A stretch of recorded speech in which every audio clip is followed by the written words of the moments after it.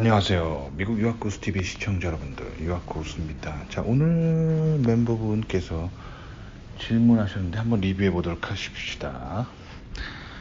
범람하는 정보 속에서 유학과 미국에 대한 올바른 시각을 가지기 위해 고수님 영상을 잠깐만. 숨차. 제가 지금 조깅하고 와가지고 숨차거든요. 잠시만요. 숨 좀 가르고. 고수님 영상을 챙겨보고 있는 전자전기공학 전공하는 대학생입니다. 자, 여기서 컷 해볼게요. 이 범람한 정보 속에서 유학과 미국에 대한 올바른 시각을 가진 사람이 진짜 없어요.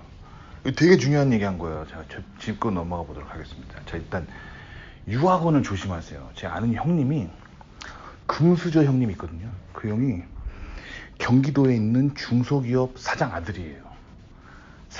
저 어렸을 때 친구여가지고 친한 형인데, 이 형이 집이 되게 부자예요. 돈이 남아 튀는 그런 금수저 있잖아요. 그래서 혼자 유학을 가려고 하는 것보다는 아무래도 유학원이 도와주면 좋겠죠. 그래서 유학원에 도움을 받았는데, 불사 이 유학원이라는 사람들이 이 정체가 뭐냐면, 유학원에 굉장히 많은 사람들이 이제 유학원에 이제 뭐 여러 가지 어플라이를 도움을 받을 거 아니에요, 그죠? 그 예전에 누가 했던 지원서에 뭐 이런 거를 거의 뭐 컨트롤 C, 컨트롤 V에서 다음 사람한테 주는 거예요. 그러니까 한 명 누가 붙었다 그러면 그거 샘플 가지고 계속 복사해 가지고 공장처럼 사람 도와주는 데가 유학원이에요. 그래서 유학원 이용하면은 유학을 잘 못 갈 수가 있어요.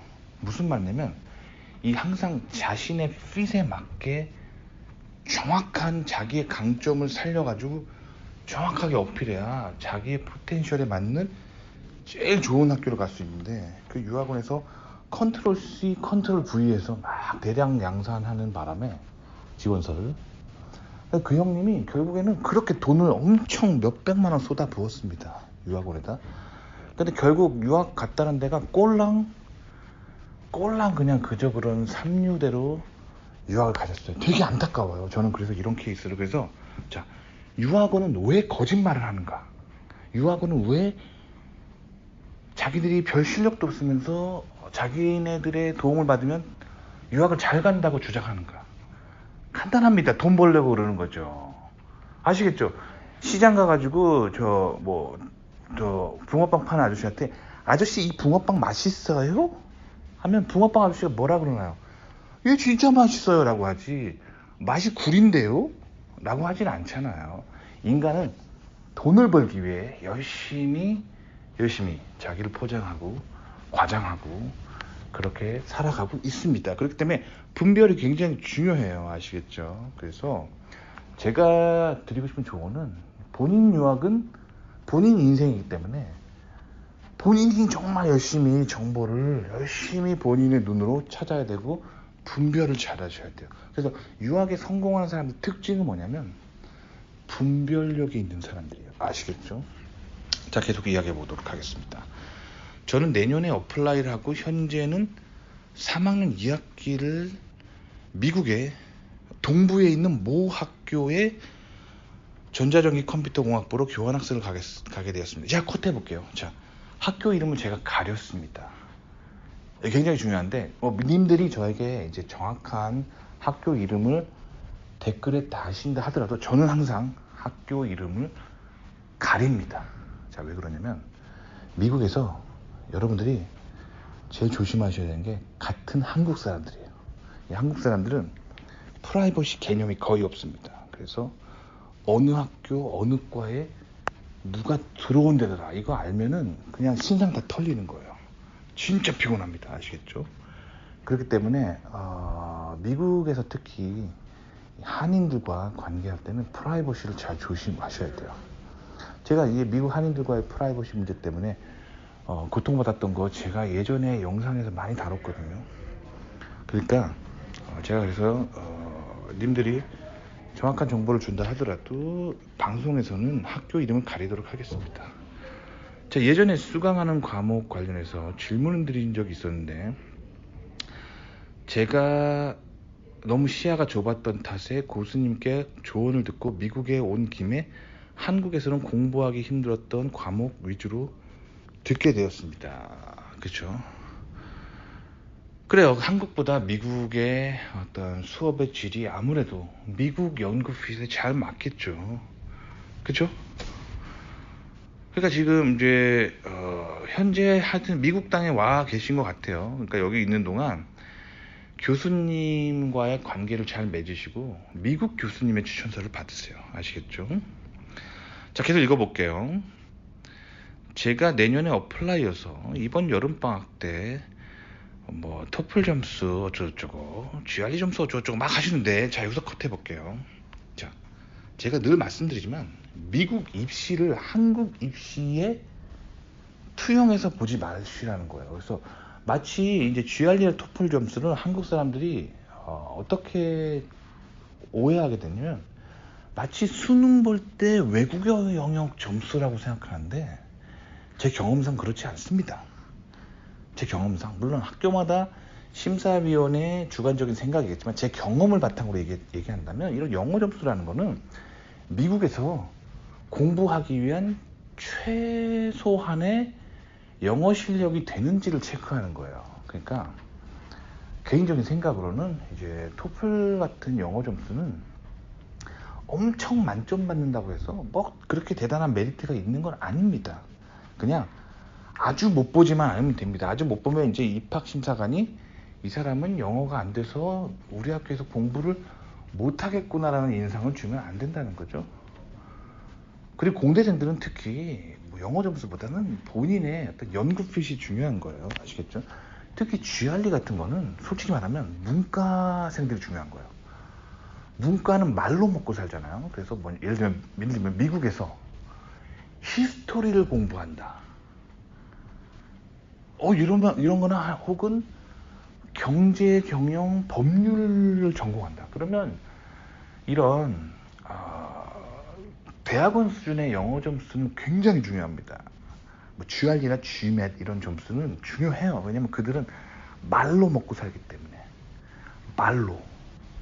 하지만 공대생들은 수학과 물리 이런 걸로, 컴퓨터 프로그래밍 이런 걸로 먹고 살기 때문에 영어 점수가 그렇게 중요하지 않아요. 솔직히 말씀드리자면 부족한 저의 뭐 부끄러운 얘기지만 저는 GRE 점수 미니멈 리ኳ어먼트도 안 됐는데도 박사과정 10위권에 미국에서 10위권 정도 하는 곳에 잘 붙었습니다.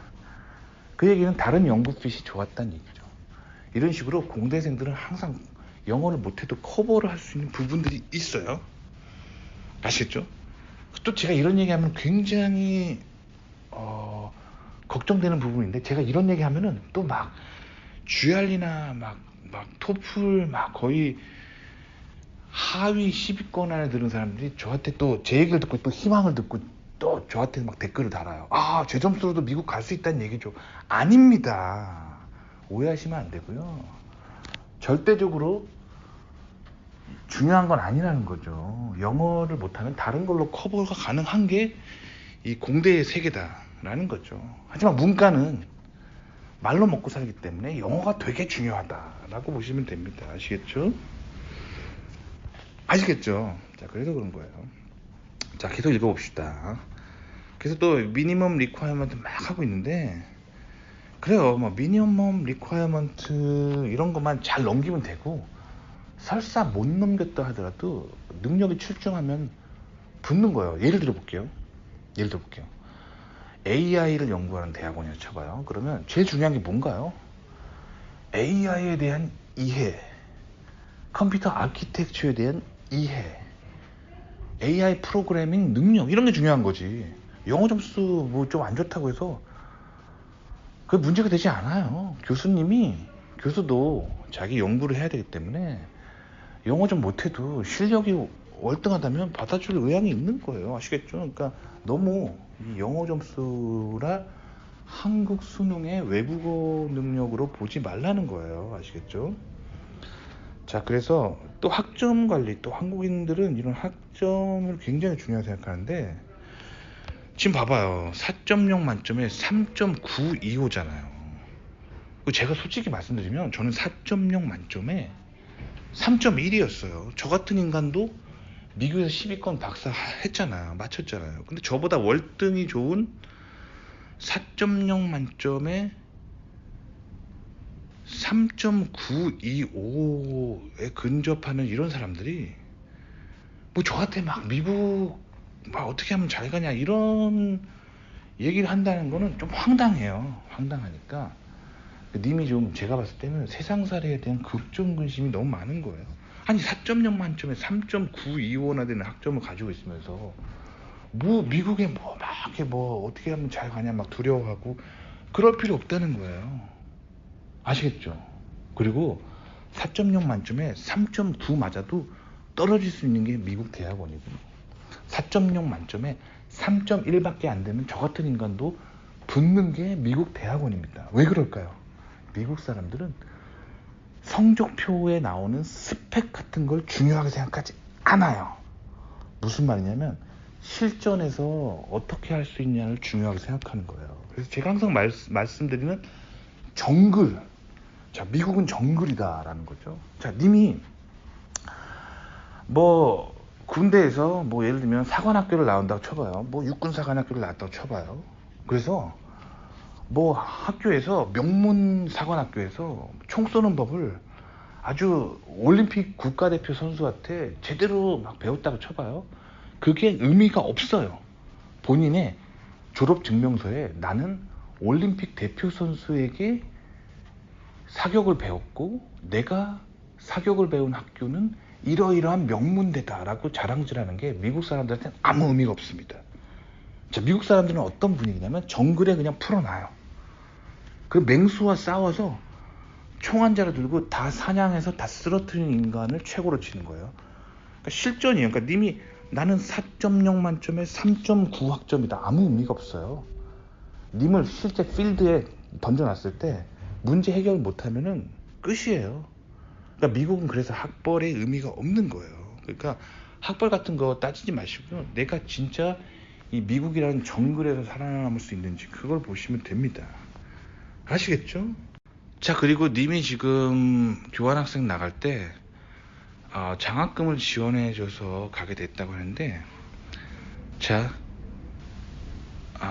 그 프로그램에서 미국 대학에서 본인이 관심 있는 연구 주제를 정해서 연구 과제를 수행해서 보고서로 발표해야 되는 것이 있는데, 저는 이 부분을 어필하면 랩 인턴 잡기 쉬울까요? 라고 하셨는데, 자, 일단 봐봐요. 님이 지금 자 이미 한국의 그 장학금 단체에서 1,000만 원을 받고 미국에 가게 됐잖아요. 그럼 이미 어떻게 보면 돈이 있는 거잖아요. 그러니까 미국에서 학부 랩 인턴을 잡기가 수월할 수 있어요. 무슨 말이냐면 님이 랩 인턴을 하잖아요. 그럼 미국 사람들은 이 페어 트레이드를 중요하게 생각해요. 페어 트레이드, 그러니까 공정한 거래. 그러니까 무슨 말이냐면 그 커피 같은 거 보면은 커피 비즈니스가 어떻게 되는지 알죠?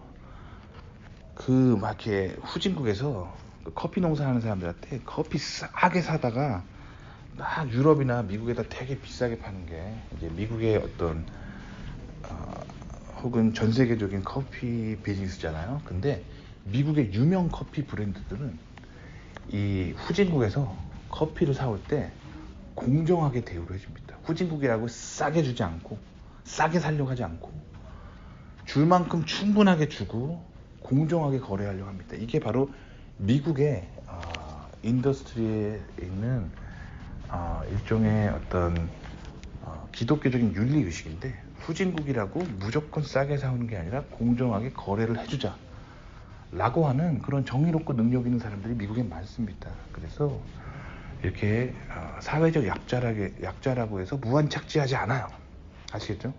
마찬가지로 미국 교수들은 학생 학부 인턴이라고 해서 막 공짜로 부려먹으려고 하지 않아요. 그럼 어떻게 하냐? 학부 인턴이라 하더라도 연구에 참여했으면 돈을 주려고 합니다. 뭐 시간당 얼마라고 해가지고 주려고 해요. 그게 꼭 석사 박사 학생이 아니라도 학부 인턴에 일을 하더라도 돈을 주려고 해요. 실제로 제가 있던 랩에도 학부 인턴들이 좀 왔었는데 지도 교수가 돈을 주려고 했었어요. 자, 근데 님은 이제 이 상황에서 교수한테 어떻게 딜을 하면 되냐면, 저는 한국에서 가져온 장학금이 있기 때문에 학부 인턴 해도 뭐 이렇게 인턴 비용 같은 거 안 줘도 됐다, 자원봉사 할 수 있다 라고 나오면 교수가 님을 더 잘 뽑으려고 하는 거예요. 아시겠죠? 이런 식으로 사람의 마음을 잘 읽으셔야 돼요. 아시겠죠? 저 같은 경우는 제가 석사 때 펀드를 어떻게 잡았는지 얘기해 드릴게요. 석사 때 저는 입학과 동시에 펀드를 못 받았어요. 그래서 일단은 입학을 해서 첫 지도교수를 잡을 때 처음부터 지도교수한테 돈 내놓으라 하지 않았습니다. 첫 학기는 제가 교수 랩에서 그냥 무급으로 열심히 인턴을 해줬어요. 그거 하면서 교수한테 충성을 다했겠죠. 교수가 저의 마음에 감동을 해서 두 번째 학기부터 펀드를 주기 시작했습니다. 아시겠죠? 제 박사 때도 마찬가지예요. 박사 과정에는 퀄 시험이란 게 있거든요. 퀄 시험. 솔직히 제가 말하기 부끄럽지만 저는 퀄 시험에 떨어진 사람이에요. 퀄 시험에 떨어진 사람입니다. 근데 제가 다녔던 박사 과정은 퀄 시험을 한번 떨어지면 다음 학기에 패자 부활전을 열어줍니다. 그래서 두 번째 떨어지면 진짜 아웃이에요. 근데 아는 선배 중에 한국에서 명문대 나온 선배가 있어요. 한국에서 명문대 학부를 나와서 본인이 박사과정에 퀄을 떨어진 거예요. 그래서 그 형이 어떻게 했냐면, 한국 선배예요. 학과를 상대로 소송을 제기합니다. 그래서 그 퀄 시험 불합격 무효 소송을 냅니다. 자기가 똑똑한 사람임에도 불구하고 부당하게 채점을 공정하지 못하게 해서 자기가 떨어졌다 해서 학교를 대상으로 소송을 제기합니다. 그 어떻게 됐을까요? 학교랑 그렇게 해봤자 채점하는 사람 맘이죠. 채점하는 사람이 꼬투리 잡으면 꼬투리 잡는 거예요. 결국 그 재판에 져가지고 학교에서 뭐 찍히고 재기불능 상태가 돼서 그 형님은 학교를 잘퇴하셨습니다. 자, 퀄 시험에 떨어진 저는 어떻게 했을까요? 저는 어떻게 했냐? 자, 학과장이 가르치는 수업을 찾아내서 그 수업을 들었습니다. 그리고 그 수업을 듣는 동안 충성을 다했어요. 그 앞에서 칠판 지울 때 수업 끝나면 쪼르르 달려가서 교수님, 제가 칠판 지워드리겠습니다 하고, 혹시 복도에서 교수님이 무거운 책을 들고 다니시면 쪼르르 달려가서 교수님, 제가 책 들어드리겠습니다. 이렇게 한 학기 충성을 다했더니 제 실력이 어디 갑니까? 한번 퀄 떨어졌던 인간인데 두 번째 패자부활전 한다고 해서 붙어난 보장 없지만 제 싸바싸바가 먹혔는지 모르겠지만 어쨌든 두 번째 재시험에서는 합격을 해서 저는 박사과정에 다닐 수 있게 되었어요. 자, 이처럼 인생이라는 건 딜을 잘해야 돼요. 딜. 아시겠죠? 그래서 제가 항상 말하는 거예요. 좌파에 빠지지 말라. 아시겠죠? 이 좌파적인 생각을 가지고 있게 되면은, 자, 참고로 그 자기 퀄 떨어졌다고 학교를 대상으로 소송을 제기했던 그런 마인드가 좌파적인 거예요. 세상은 공평해야 돼. 세상은 다 평등해야 돼. 내 한국인 유학생이라고 내가 뭐 차별받았나 하면서 학교를 대상으로 소송을 제기해봤자 소용없어요. 본인만 손해예요. 그 소송 제기하느라고 얼마나 힘들고 돈 많이 들고, 그렇죠? 그 시간에 교수들과 좋은 관계를 맺고 교수 앞에서 훌륭한 학생이라는 거를 늘 보여주면은 부족하다 하더라도 교수가 도와주는 거예요. 교수가 점수 부족해도 뽑아주고, 좀 애가 좀 멍청해 보여도 애가 착하고 자기 말 잘 들으면 장학금 주는 거고, 그게 우리가 가진 세상이에요. 저보다 똑똑한 사람 많거든요. 근데 제가 어떻게 실리콘밸리를 뚫었는지 알아요? 그냥 착해 보이고 좀 자기 말 잘 듣게 생기고, 그러니까 좀 멍청해도 뽑아주는 거예요. 우리가 사는 세상이 원래 이렇습니다. 반면에 지 혼자 되게 똑똑하고 되게 괜찮아 보이는데 자기 말 안 들을 것 같고 싸가지 없어 보이면 떨어뜨리는 거예요. 아시겠죠? 제 채널에도 마찬가지예요. 제 채널에 특목고 나오고 되게 명문대 출신인 그런 구독자가 있었거든요. 근데 싸가지가 더럽게 없더라고요. 뭐 제가 뭘 말하면은 엄청나게 싸가지 없게 악플 달으니까 저 차단해 버렸어요. 아시겠죠? 우리가 살고 있는 세상은 이런 겁니다. 아시겠죠? 지가 아무리 특목고 나오면 뭐합니까? 싸가지가 더럽게 없는데 제가 그 사람을 왜 상대합니까? 아시겠죠? 반면에 님은 봐봐요. 처음에 이 글의 시작에 보면 서론에서 봐봐요. 범람하는 정보 속에서 유학과 미국에 대한 올바른 시각을 가지기 위해 고수님 영상을 챙겨보고 있는 학생입니다 하면서 굉장히 사람이 굉장히 매너가 있어 보여요. 딱 이러면은 사람이 좀 도와주고 싶어요. 그쵸? 이런 겁니다. 이런 인간적인 스킬, 이런 소셜 스킬을 좀 가지고 있어야 미국에 성공합니다. 아시겠죠? 도움이 되시길 바랍니다.